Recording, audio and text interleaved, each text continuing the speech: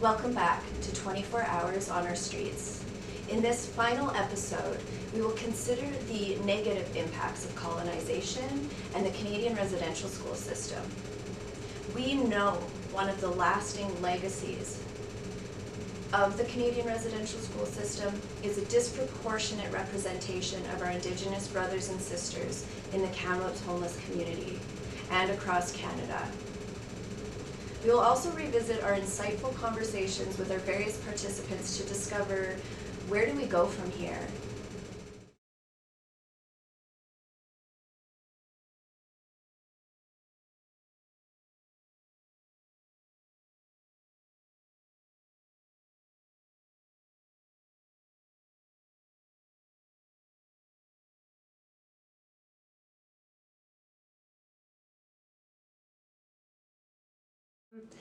It's one of those tough discussions because I know, especially from people that aren't Indigenous and kind of coming from an outsider's point of view, because I know that that assumption that, oh, well, you're Indigenous, you have a lot more access to support services, you don't have to pay taxes, you have extra housing and stuff like that.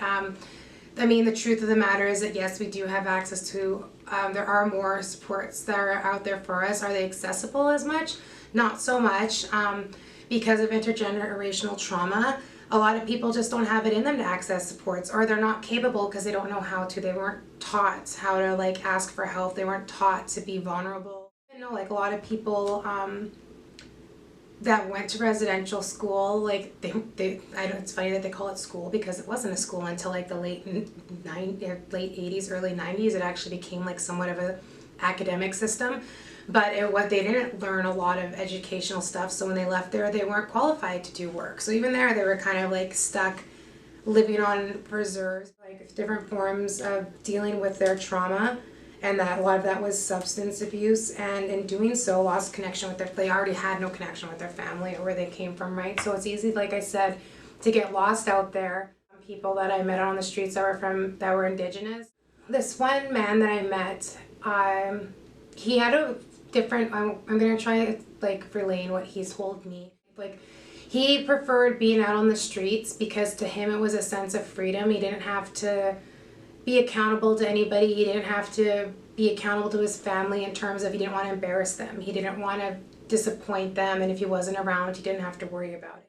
He was in so much pain that it was easier to just get lost in that world and be able to do whatever he wanted every day, to hide out, to become invisible, that feeling of being invisible on the street. You could see how much that he missed his family, but at the same time he was I was never a father, so why should it matter? Unfortunately, it was heartbreaking to hear him talk like that. My dad went to residential school in the States. He wasn't a big part of my life, but he was at the same time. I knew my dad, I loved him, I knew he did the best he could with what he had. But he suffered from substance abuse and PTSD and stuff because he was also in the Vietnam War. My dad suffered lots, kind of same thing. He was never had a home, so he was okay, being transient, because I guess the same kind of thing. Residential school wasn't. I personally couldn't think of it as a home. So a lot of these kids grew up to be adults, and they were used to not having a home and kind of just getting passed back and forth between the summer and the schools. And you can still see it today. You can still see, we've discussed in one of our classes, that kids, Indigenous kids today are so angry because you're still seeing that lack of communication and support in the family, or that love and stuff is there, but that communicating just still is lost because lots of people just haven't learned how to do it. And unfortunately, unless you take the steps to get, counseling or do groups or find that way to kind of rebuild what was taken, it's just going to continue going on. And that's I think that's a big issue with being on the streets too, is how can you ask for help from your family when they're still struggling to help themselves, right? Mm-hmm. Or help yourself as well.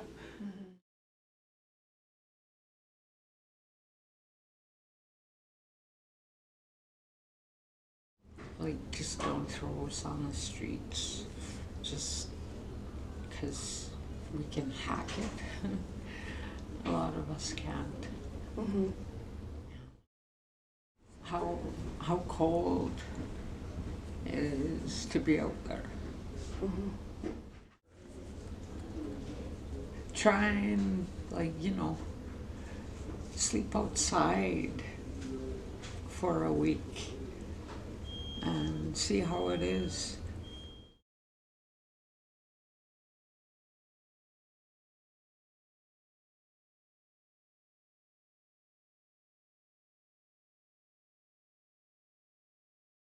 There's children growing up in Kamloops whose parents, aunts, uncles, whatever, they're still struggling from this intergenerational trauma that's still very real. Mm-hmm. What is the effect on the new generation, the children, you know, if we don't see some changes in our community? I think the effect will I think that ripple will just keep going strong if we don't see changes. The foster care system is full of Indigenous kids. Yeah. And, you know, I'm not putting down, I mean, there's lots of flaws in the system. I like how I've heard a lot this year, and I like really actually like it. The system isn't broken, it's working exactly how it's supposed to. Mm-hmm. And that's still forms of colonization, right? Or just keeping that barrier between Indigenous and the rest of Canada. There's some foster parents out there that are amazing, and that's like I'm very grateful for those people that are willing to open their home for kids and to make their life better, but unfortunately there's a lot that aren't. It's easy to end up on the streets if you grow up your whole life not having a home or a sense of home, because it's like you already don't feel it, you don't know what you're missing. It's easy to become a transient. And being out there was a lot of youth out on the streets when I was on the streets, and the insane thing was that in their head some of them thought it was cool or it was just a phase, and it's like it is until you wake up one day and you're in your 30s and you're like, where do I go from here?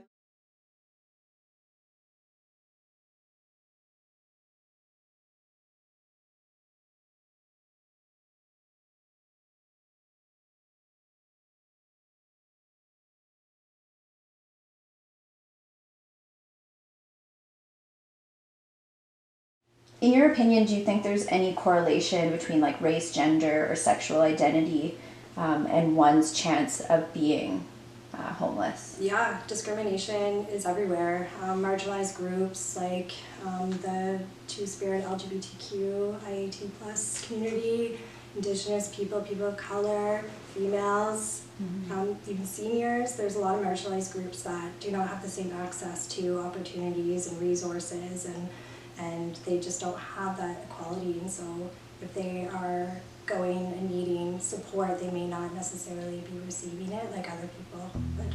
Mm-hmm. Yeah.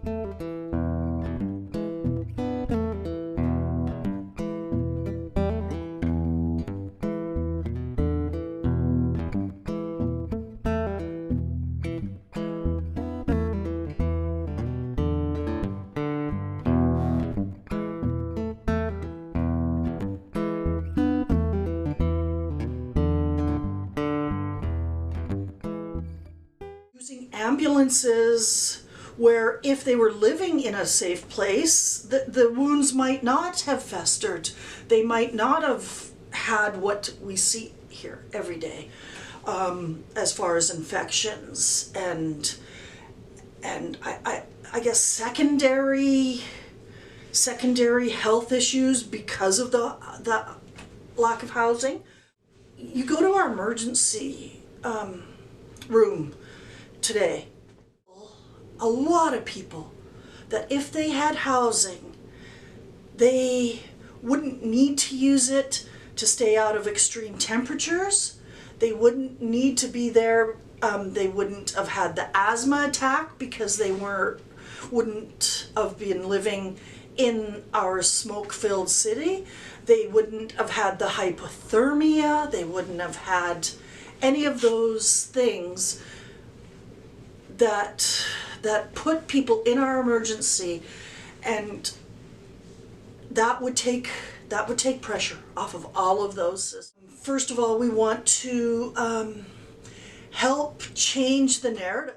What's portrayed for people that are homeless can be so negative and so labeling and so full of prejudgments. As we know that connection is the antithesis to addiction. A healing, healthy community, let me say. Being part of a community where people can rely on others. The biggest issue with housing right now is the lack of housing, a lack of affordable housing. When people are treated with, you know, dignity and have their basic necessities met, they are going to look for health. They're going to look for solutions to addictions because the addictions aren't helping them. They're not serving them from staying away from the trauma, right?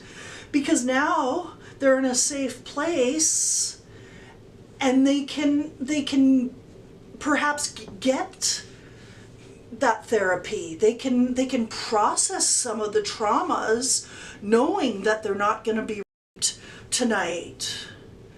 Knowing that they're not going to possibly overdose and end up in the hospital after a coma or what have you.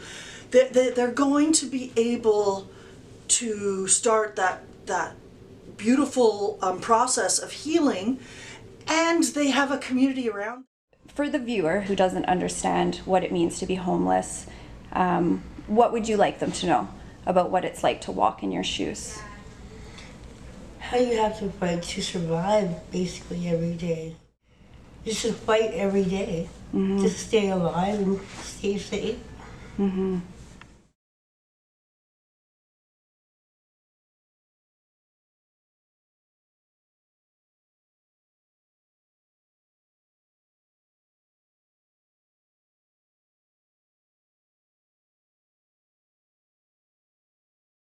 And I don't care who it is, what they're doing, if they've got a needle in their arm or they're smoking a pipe full of fentanyl, I just tell them, don't worry, I've been where you are.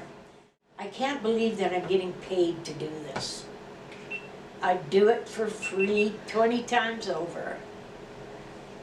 It's just a gift. It just wraps me up every day. So helping others is sort of, it's your therapy too, as well as theirs. Absolutely, absolutely. Yeah. Mine more so, I think. The connection seems to be, again and again, when we talk to people, it's just such a little thing, like someone taking care of your feet or saying, come inside or let me give you a ride. That one little bit of connection could be the spark for someone. Exactly. You know, so I think that what you do is huge. Oh, thanks. Yeah, and I've seen you talking to people, and I've seen people talking to you, and just, you know, how they kind of come out of their shells a little bit when they see you, because they know that that connection is there, and that's really what people want, right? Well, trauma, I think you need to talk to somebody that you feel comfortable with. Because some people don't feel comfortable with other people, right? And they're not able to open up to somebody and really get out those the raw emotions and thoughts that you're just processing through your head at the time of addiction, right? I think housing definitely makes an impact on a person's ability to get away from the drugs, because sometimes it could just be situational, where you can't really get out of that way of life. So if you get away from that a little bit, it'll give you the chance to, I don't know, possibly move forward, right? Take time and maybe talk to somebody on the street. Find out what it's like. What kind of word, something to eat. A toque, gloves, scarf, little something. Offer them something, or just near. Never know, they might hear something that'll change their lives or their whole aspect on what goes on out here. And city council's really got to work on affordable housing. That's the biggest thing right now. Or, you know, it's also a sense of security. You know, it's a place of home, a place where you feel secure, a place where you can go. You know, invisible homelessness is just what you don't see. You know, to us, we think of homelessness as, oh, it's the people on the streets, it's the people with the shopping carts, it's the people who have the tent homes, but in reality, it's so much more. It can even be the families who have to couch hop because they got a bad bill and now they can't afford where they have to live, so. And another big thing is waiting for the boot to drop. For the longest time, I didn't understand what it meant. I was like, oh, like it's my anxiety, you know, I'm just waiting for something to happen. waiting for the bad to come because you've been taught that bad is going to come. And I think that's a really big thing that impacts kids and makes their anxiety drive up, is having all of these bad things like no food, no house, no water, no heat, no electricity, and then you just kind of start waiting and waiting and waiting for that other boot to drop. Everything needs to change. But one of the biggest ones is I think our poverty line cutoff needs to reflect the cost of living in each community. You can be as hardworking as you want right now, but the price, the inflation of everything right now is what's killing us. Some communities you go to, you might be able to get a room for $600 and it might be a really nice room. Here, you're looking at a room and it's like $1,000. Or you're looking at a 1-bedroom and it's $1,800. 2 bedrooms are like $2,800 and more. Short-term rental properties. Those make up so much of the market. And people with kids, or people like myself that maybe want to try and start a family, short-term rentals aren't going to do anything for us. It's going to give us some place to live for, 3 months, and then we're going to have to do it all over again, and all over again, and all over again. Another thing, minimum wage also needs to reflect the cost of living in each community, or just in general, it needs to go up. Because $16.74 is not it.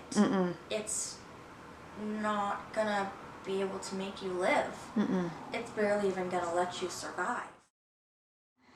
What do you think the long-term effects are going to be on a community like Kamloops if they just don't deal with it? Extreme homelessness. Yeah. It's crazy to think, we're a huge town and you constantly see all these buildings go up, but yet there's still people out here that are trying and trying and trying to find a home. We're in a position with Kamloops where there's still time to get people in houses and get kids back on track and get them housed and get their parents feeling comfortable and all those things. But very much. how do we do it? Right? That's the question. Now. Yeah. If you had a magic wand and you could, fix things, what would you do? Housing would be first. Housing would definitely be first. I think I'd go out there and I'd be like, goodbye short-term rental, goodbye Airbnbs, you are now long-term homes, throw a family in there, throw a couple families in some houses, and I'd get the wage up. I would get that frickin' wage up, and I'd get it up. I'd say $25 I'd probably put it to, because I feel like that's definitely a little bit more livable than what we're trying to work with now at the whole 16-something. Definitely housing and wages would go up, and a sense of ease and security to everyone going through homelessness, invisible homelessness, and foster care, and group homes, all that. I'd give them a sense of security and home and safeness.